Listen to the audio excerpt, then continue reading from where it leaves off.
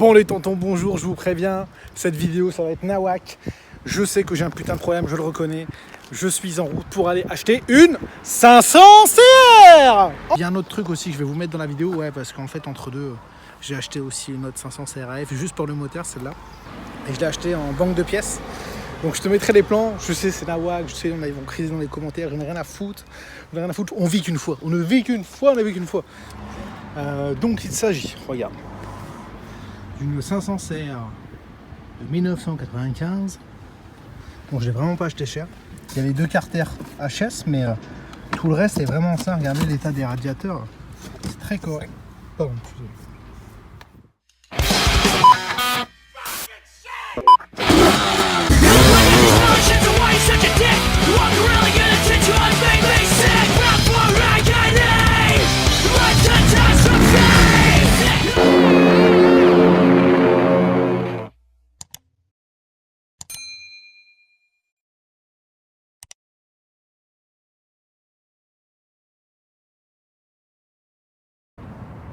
Mon tonton, bonjour. Comme tu peux le voir, nous sommes devant l'étang de l'Estomac, à Fos-sur-Mer. Je suis venu acheter une barque. Une belle barque. Non, en fait, je suis venu chercher un gros cubage rouge. Un gros cubage rouge récent. Donc je t'y emmène tout de suite, à tout de suite. Après cette petite explication pour vous dire où j'étais, il va peut-être être temps de vous montrer pourquoi je suis descendu. J'en aurais fait les bords. Oh, tiens, d'ailleurs, tapis. Zoom. Sandro, bonjour. Ça, c'est le responsable, ça. Lui, c'est lui qui est coupable. C'est à cause de lui que je suis descendu. Bon, donc voilà. Une CRF. Alors, pour tout vous dire, c'était pas prévu. Donc, je sais pas encore exactement ce que je vais faire avec. Est-ce que je vais enlever le moteur? Je vais le remettre dans une partie cycle en acier. Je pense que dans tous les cas, je vais rouler un petit peu avec. Et il y aura des pièces qui iront sûrement sur ma 250 CR. Vous savez, c'est le projet là qui traîne depuis quasiment 1 an et demi, machin.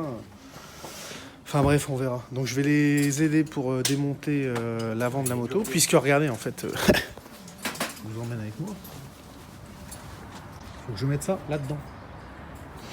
Ouais, parce que sur la route, les voitures en ce moment, c'est pas mon délire. Tu sais, il se passe des trucs. Sur la route, j'ai eu une panne EDC sur le Vito. Donc du coup, je suis descendu en break. 10 heures de bagnole, feu, direction Marseille. Fos-sur-Mer. Allez où? Je vous reprends tout à l'heure. Là ou là-bas? Il faut mettre la roue vers là et la coucher. On va la roue vers là et on la couche de là, non? Ah, tu veux la coucher dans ce sens-là? Attends, côté pot aussi. Ah, ou dans l'autre sens? Non, si, vas-y, on va faire comme ça. De toute façon, c'est vrai. On mettra des câbles à moi. Allez.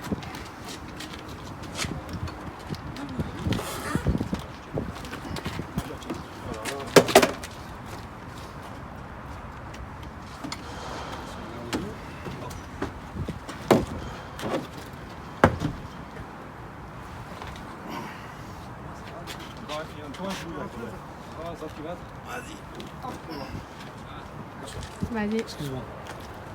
Ça, c'est une CR bien chargée. Un beau Kinder Surprise. Tiens, regarde le Kinder Surprise. Putain. Ah non, c'est du 8.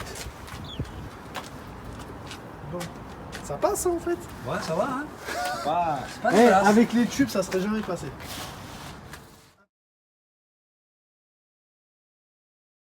Une super bonne nouvelle. Pour moi, en tout cas. Pour toi, je ne sais pas.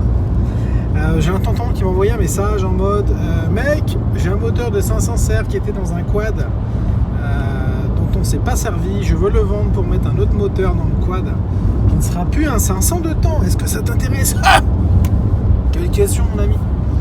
Ni une ni deux, coup de 5. Donc là, je suis en direction de Vesoul. J'ai environ 500 km depuis chez moi pour aller chercher ce moteur. Voilà. Donc un grand merci à ce tonton de m'avoir envoyé un message, surtout qu'il ne l'a pas vendu cher. Vous allez vouloir savoir le prix, machin, blablabla. Les moteurs de 500 aujourd'hui se négocient en très bon état, aux alentours de 5000 balles.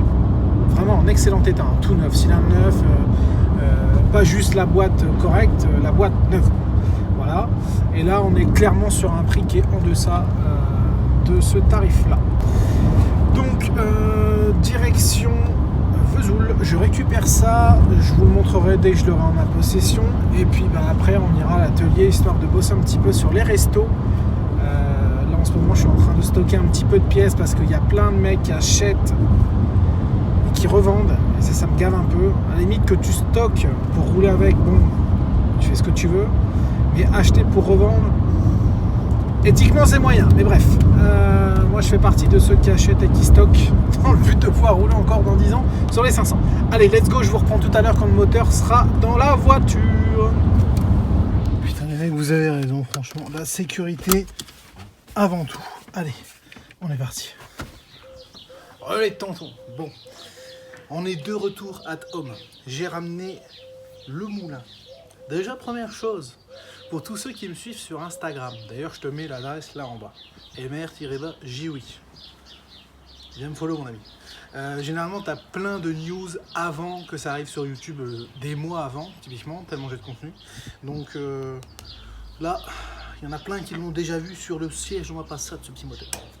Alors, concernant ce moteur, je vous fais un peu l'article et tonton. Donc c'était un moteur qui était monté dans un châssis de super quader. Typiquement on le voit là un petit peu au kick qui a été utilisé, il faudra remettre un kick d'origine. Donc à la toute base en fait le propriétaire de ce moteur, je le remercie d'ailleurs, l'avait dans un moteur de châssis de quad, puis il était revendu, il a été racheté, enfin bref, moteur des familles comme d'habitude. Lui il me l'a vendu pour un 89. Je suis en train de checker, je vais regarder avec vous, mais pour moi ce n'est pas un 89, pour moi c'est un moteur post-90.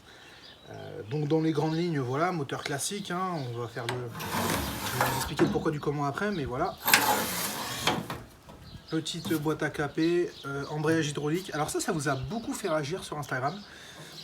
Je suis pas forcément fan sur une 500, pourquoi? Parce que le problème de l'embrayage hydraulique en fait c'est que il va rattraper la garde à partir du moment où l'embrayage va s'user. Donc le problème c'est qu'en fait vous n'allez pas sentir que vous êtes en train de bouffer de l'embrayage et qu'il faudrait peut-être un petit peu se calmer avec le clutch mode. Tiens d'ailleurs ça serait une bonne idée de tatou, ça change de me le faire, clutch mode avec un petit bouton. Donc sinon on est sur un cylindre de 500 CR, j'ai regardé par l'échappement, je vous montrerai après, on est sur un cylindre en super état. Le proprio ne savait pas trop dans quel état était la boîte de vitesse. Mais bon, visiblement, extérieurement, c'est plutôt correct. Je t'avoue que j'ai un peu peur quand même pour le carter. Pourquoi? Parce que en super quader, tu as 2 roues à l'arrière. Donc quand le quad il doit choper le grip, je pense que quand tu mets les watts, ouais, l'effort sur le moteur, il doit être vraiment plus gros qu'en TT, où en fait là, ça va plus patiner qu'autre chose. Donc bon, on verra bien, je l'ouvrirai avec vous. On va déjà checker l'année. Pour moi, c'est un post 90. Pourquoi c'est un post 90? Alors, déjà, première chose, normalement, sur les 89, les 2 durites là que vous voyez en sortie droite, elles sont légèrement inclinées sur les 89. Voilà. Voilà, typiquement, et là, c'est bien droit. Donc ça, pour moi, c'est un 89. Ensuite, après, il y a une histoire de... ouais, et voilà, pareil. Il y a une histoire de contenance. Comme vous pouvez le voir, là, il y a un petit 750 cm3 sur la culasse. Sur le demi-carter, pardon. Là. Donc là on le voit, c'est un 750, sachant qu'il me semble que c'était un 700 cm3 sur les moteurs de 88 à 89. Donc ce qui voudrait dire déjà qu'au moins c'est un demi-carter plus récent. Et ensuite il y a une troisième chose à vérifier. Alors en fait c'est pas compliqué, je vous donne le petit tips. L'épaisseur là du demi-carter sur les motos post 90 doit faire 44,5 cm. Si jamais ça fait 39,5, c'est que c'est un 90. Donc là on va regarder. Tiens, ramène un peu ta caméra tout. On va mesurer. On est à combien là? Tac, regarde, je te montre. On est bien à 44,5. Donc c'est un 90 au minimum. Sachant que la boîte est différente, il me semble, de 89 à 93 au niveau de l'étagement, notamment sur le pignon de 5e. Donc ça, il faudra checker à l'intérieur. C'est une super surprise. Je ne m'attendais pas à ce que ça soit un poste 90, donc ça c'est cool. Au moins, je suis sûr que j'aurai tous les mêmes bas moteurs et tous les mêmes hauts moteurs. Et sur la culasse, j'ai regardé. Je vous avoue qu'à l'heure actuelle, j'ai pas encore la réponse. Je vous avais déjà parlé du type de culasse. Il y avait ML3R, ML3N, selon le fait qu'elle soit compressée ou décompressée. Et là, sur celui-là, il n'y a rien marqué du tout. Vous voyez, il est juste marqué ML3. Voilà. Là, je dis pas de bêtises. Voilà. Donc à voir, on verra ce que c'est. Est-ce que c'est une culasse des années précédentes qui monte dessus? J'ai pas encore la réponse. Je suis en train de me renseigner là-dessus. Je regarde aussi. Ouais, excuse-moi, trop de soleil, trop de soleil. Vas-y, défonce-moi dans les commentaires. Dis-moi que je fais l'américain, c'est pas grave. On a du soleil dans le Nord-Pas-de-Calais, on va en profiter. J'étais en train de regarder aussi l'état. Ce qui est cool sur ce moteur-là, c'est qu'il est en super état. Regardez, là, le demi-carter gauche, il n'a pas été attaqué. Puisque ce carter-là est introuvable nulle part. Que ça soit Europe, États-Unis, celui-là, on ne sait pas l'avoir. On sait avoir le droit encore, mais celui-là, on ne sait pas l'avoir. Donc généralement, là, à cet endroit-là, ils sont fort abîmés, généralement ressoudés. Celui-là, il est en super état. Donc dans tous les cas, on va le sabler pour voir s'il y a eu des soudures, ce genre de choses. Mais pour l'instant, c'est de bon augure. Et dernière chose pour ceux qui veulent savoir rapidement quand ils voient un moteur, savoir si c'est un poste 90. Au début 85-86 et je crois jusqu'à 88, c'était un carter en magnésium qui est après devenu en aluminium. Voilà. Si jamais je dis des bêtises, tu le dis en commentaire, hein, comme d'habitude. Tu dis Jimmy, ferme ta gueule, retourne. Ne rigole pas. Merci. Je vais leur te couper au making of. Donc, ça, 3, 4, ce sera la première et dernière étape concernant la vérification. On va passer à l'ouverture. Et je dois reprendre la main là parce que ma caméra woman, elle est en train de me faire des bêtises. Hello tonton. Bon, je suis revenu d'avoir été chercher la 500. Donc je vais te montrer un petit peu. Regarde, je te montre. Je suis en train de tout trier en fait. Concrètement, toutes les pièces qui arrivent dedans, tu vois, j'ai. Ça typiquement, c'est les carters qui sont morts dessus. Ça, donc il y en a deux, il y en a un deuxième. Celui-là, il est mort aussi. Jamais je roule avec ça, moi. Voilà. Donc après, il y a des bonnes surprises, des mauvaises. Ça, c'était un des carters qui était en spar dedans, mais regarde un petit peu là. On voit le jour à travers le bordel. Donc celui-là, il est mort aussi. Donc en fait, je suis en train de trier ce qui est réparable et ce qui ne l'est pas. Ça, tu vois, typiquement, c'était un carter qui était dedans en spar. C'est un gauche quand tu es assis sur la moto, donc il est en bon état. Et juste là, ça, il faut le faire réparer, donc ça va partir chez Factory Mix Parts. Après, tu vois, tu as des demi-carters, ça a été réparé à la soudure alu. On va le faire sauter, puis on va remettre du vrai aluminium, là pareil, on va surpasser. Factory Mix Parts va gérer ça. Donc je suis un peu en train de tout trier, tu vois, de regarder un peu ce que j'ai eu dedans, etc. Je vais te montrer l'état un petit peu du moteur en lui-même. Il faut que je fasse gaffe, c'est une cape en carbone. Zou. Alors dedans, en bonne surprise, on a eu le cylindre qui est en bon état.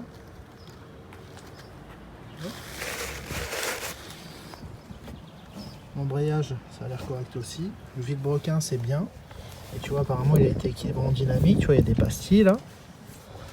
Alors, je t'avoue que pour un équilibrage dynamique, je trouve ça un peu bizarre. Pour moi, dynamique, c'était plus t'enlever de la matière à droite et à gauche sur les masses. Mais bon, je vais me renseigner, c'est ce qui m'a été dit. Apparemment, c'est SMX qui a fait ça, donc je n'en sais pas plus à l'heure actuelle, pour tout avouer. Donc voilà, je trie les carters qui sont bons, les carters qui sont morts. Alors, attends, regarde, tu vois, par exemple, celui-là, il est nickel. Il n'est pas abîmé. Ça va pouvoir rouler. Donc j'ai juste à trouver deux droits. Ça tombe bien, j'ai deux droits en spar. Et puis je pourrais remonter deux paires de carters. Par contre, il va falloir que je rachète des extérieurs. Donc voilà, je trie. Je te reprends si je trouve des choses un peu what the fuck. Je sais que tu kiffes ce genre de plan. Allez, on referme. Ça, c'est la boîte propre. Donc, les autres boîtes sont sales. Voilà. Et typiquement, tu vois, je suis en train d'enlever tout le brin qui ne me servira jamais. Ni plus ni moins. Allez, à tout à l'heure. Alors, les petits potes. Quand tu achètes des motos en pièces, il y a toujours des boîtes arrière. Des fois, dedans, oh, des trouvailles. Tu vois, genre ça. Voilà. Alors, tu vois, dans ce genre de boîte à merde, j'adore parce que typiquement, des fois, tu trouves ça qui verrouille le barillet de section. Ça, c'est chaud à avoir. Ça s'achète, en tout cas, c'est chaud à avoir. Tu vois, regarde, ça pareil. Ça verrouille le barillet de sélection. Tu vois, j'aime ce genre de petite boîte à merde. On trouve toujours des petites choses exceptionnelles dedans. Donc du coup, on va ajouter les autres petites merdes que j'ai trouvées à droite à gauche dans les caisses. Puis au final, on va peut-être même pouvoir faire encore un autre moteur en Spark. Voilà. Ça, c'est le genre de roulement de boîte qu'on peut balancer direct. Ça, pareil, tu vois, ça verrouille le système de verrouillage. Ça, c'est un système. Ça, je crois que c'est une dent de pignon, on dirait. On trouve de tout là-bas. On trouve de tout. Donc voilà. Bon, dans l'ensemble, pas mal de choses cassées. De toute façon, la personne m'avait prévenu là-dessus. Voilà. Donc maintenant, on va trier. Puis après, j'aurai la partie cycle qui est là qu'il va falloir checker. On va regarder ça. Ça, pareil, poubelle. Donc, voilà. C'est une belle boîte à merde. Des boîtes à merde comme je les aime. De bonnes surprises des fois. Ça, ce genre de pièces chez Walva. Ça, c'est des rondeurs de boîte. Le calage au niveau de la boîte. Incroyable. Bon, c'est cool.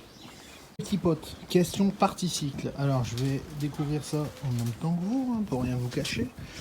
Donc, il y avait 2 selles dans le lot. Alors, ça paraît useless d'avoir 2 selles, mais c'est très pratique parce que ces pièces-là, en plastique, c'est un peu showtime, surtout même si par la suite je fais des selles rehaussées. Voilà, j'adore la housse de selle un peu old school, good school. Puis les pattes sont en bon état, ça c'est rare. Elles sont pas en si mauvais état que ça, les selles, même si je vais changer les Sky. Ça pourra toujours servir. Alors, silencieux, regardons ça ensemble. Donc là, il a déjà été réparé, il me semble. Ouais, la patte, elle avait dû casser, mais sinon, il est en bon état. C'est un silencieux en L long. Moi, je préfère le modèle court qui va jusque là. C'est pas le plus long, il y a un modèle encore plus long, il me semble. Si je dis pas de bêtises, de pas beaucoup, mais à un moment, ils sont vraiment allés dans des extrêmes. Alors ensuite, il y avait pareil, 2 réservoirs. Alors, je vous avoue qu'aujourd'hui, les blancs, c'est très compliqué à avoir. Je pense que je ferai une vidéo justement là-dessus, où on fait des tests pour refaire blanchir les réservoirs. Mais au prix que ça vaut, les Clark, etc., ça vaut 200 $. Bon. Par contre, c'est intéressant de les récupérer parce que si vous montez des réservoirs à l'eau, vous en achetez, mettons, chez Factory Mix Parts ou autre, ça, ces pièces-là, c'est hyper pratique. Robinet, pareil. Vous pouvez récupérer les bouchons. Ça, c'est pas mal. Donc, celui-là, il a tout dessus. Est-ce que celui-là, il a tout dessus aussi avec le bouchon, les inserts. Il n'est pas encore trop défoncé, celui-là, ça peut faire un réservoir d'entraînement. Donc là, j'ai vu que j'avais un CDI aussi, avec la bobine, sachant que j'ai vu que j'en avais une autre là aussi. Voilà, avec une autre bobine aussi. Il faudra que je fasse attention aux allumages parce que, je vous explique. En fait, ce monsieur, c'était la 500 de son père. Et quand il a roulé avec, ce qui s'est passé, c'est qu'il a pris des retours de kick. Apparemment, je sais pas si c'est en roulant ou en démarrant, 2 fois. Donc ça lui est arrivé aussi une fois. Et en fait, ça a cassé les carters sur celui-là et sur l'autre. Donc ça, regardez, ça c'est le deuxième carter qui avait été cassé. Enfin, sur le même carter avec celui-là. C'est de là. Le deuxième qui avait été cassé, donc c'était celui-ci. Regardez, complètement défoncé. Et ça, c'était celui-là aussi qui était sur l'extérieur. Celui-là de carter ensemble. Enfin, bref. Donc, il y a une chose qui est probable, c'est qu'au niveau de l'allumage, c'est pour ça qu'il va falloir que je les marque ces CDI-là et que je les fasse checker avec les stators, rotors, etc. Quand vous avez un problème sur l'allumage, des fois, ça affecte au niveau de l'avance, etc. Et du coup, vous pouvez vous prendre des retours de kick. Et le problème sur des 500, c'est que ça casse les carters. Donc, il va falloir checker ça. Bref. Alors ensuite, regardons. Alors ça vaut une couille. La boîte à air, là, elle est en bon état. Je regarde, généralement, elles sont cramées à cet endroit-ci. Là, je vois que celle-là est en excellent état. C'est une très bonne surprise. Je regarde là aussi le bas des arrêts de cadre, même si je montrais des alus de chez l'ami Factory FMP. très beau. Voilà, donc ça c'est bien. On pourra toujours servir. En stockage, je commence à en avoir beaucoup. Je vais en avoir 5 ou 6, c'est un peu nawak. Et le pot. Alors, le pot, je suis pas un fan de l'origine, je vous l'avoue. Donc il est en bon état, il faut le regonfler quand même, mais bon. Si un tonton le veut en commentaire ou veut troquer quelque chose, mettez un commentaire les gars en bas. C'est faisable. Donc voilà. Il reste encore 2 trucs à checker. La fourche. Bon, les fourches a l'air correctes. Même si là elles sont marquées, vous voyez. On dirait la même fourche que ma 250 CR, celle d'origine. Je vais peut-être récupérer la fourche de ma 2,5. Je vais la monter dessus pour faire une full origine. Sur ma 2,5, je mettrai une 47 Showa que j'ai récupérée à l'ami Labé. Bon, et dernière chose, les gars, le bras oscillant. Alors, le bras oscillant sur les 500, souvent il est bouffé au-dessus. Donc là, il est bouffé un petit peu, légèrement. Ça passe encore. Devant, c'est correct. Et bah, il est en super état, c'est une bonne surprise. Il y aura un petit peu de soudure à lui à faire, mais de toute façon, sur les 500, il y en a toujours. Alors, biellette, ça aussi, c'est maladif sur les 500. Là, vous voyez déjà que là, le jeu qu'il y a. Oh, ah, mon pote. Donc, la morteau, il faudra démonter, checker. Les biellettes, ouais, il faut surveiller parce que 150, 500. De toute façon, j'ai vu. Attendez, je vous y emmène. J'ai un thé supplémentaire parce que j'ai vu qu'il y avait une butée qui était cassée. Alors je pense. Vous voyez, une butée cassée. Je pense que la personne avait voulu faire réparer le thé. Mais je reviens à ce que j'étais en train de dire concernant l'amortisseur. Je ne sais plus où il est.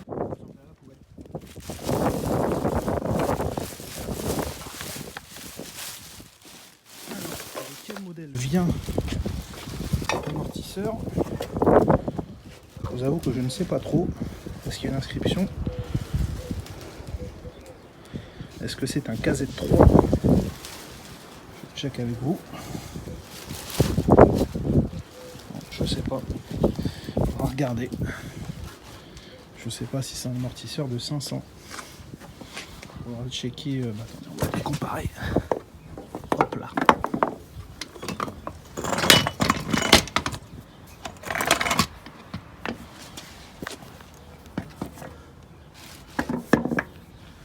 Moi, c'est pas le même système. J'ai même pas la détente, la vis de détente du même côté. Bon, après le pied peut se tourner. Mais j'avoue que je ne sais pas. Il faudra regarder ça, les amis.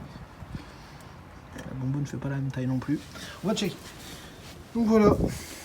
Et le cadre, bien sûr.